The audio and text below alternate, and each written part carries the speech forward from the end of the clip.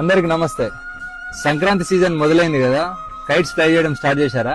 పండగంటే సంతోషం, కానీ మన సంతోషం వేరొకరి ప్రాణాలు తీసేలా ఉండకూడదు. ఇదంతా దేనికి? ఎస్, చైనీస్ మాంజా. Chinese nylon and synthetic fibre coated with glass powder. అంటే దీంట్లో గాజు పొడి వాడతారు. చూడండి, ఇది ఒకసారి చూసారు కదా, ఇది మనం మెడకు తగిలితే ఏంటిది పరిస్థితి. ఇది కేవలం దారం కాదు, షార్ప్ నైఫ్, గాల్లో వేలాడే కత్తి, అదృశ్య కత్తి.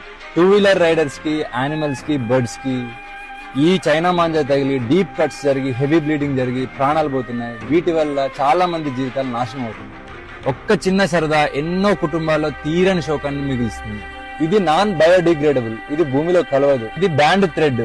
ఈ మాంజా ఎవరైనా ఇల్లీగల్ గా అమ్మితే మీ నియరెస్ట్ పోలీస్ స్టేషన్ లో రిపోర్ట్ చేయండి. చైనా మాంజా అమ్మడమే కాదు, కొనడం కూడా నేరమే. చైనా మాంజా ప్లేస్ లో ఈ కాటన్ మాంజా వాడదాం.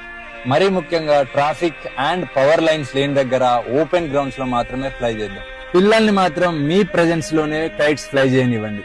మీ సరదా ఎవ్వరికి శాపం కాకూడదు. For this Sankranti, say no to China మాంజా. Thank you. జై హింద్.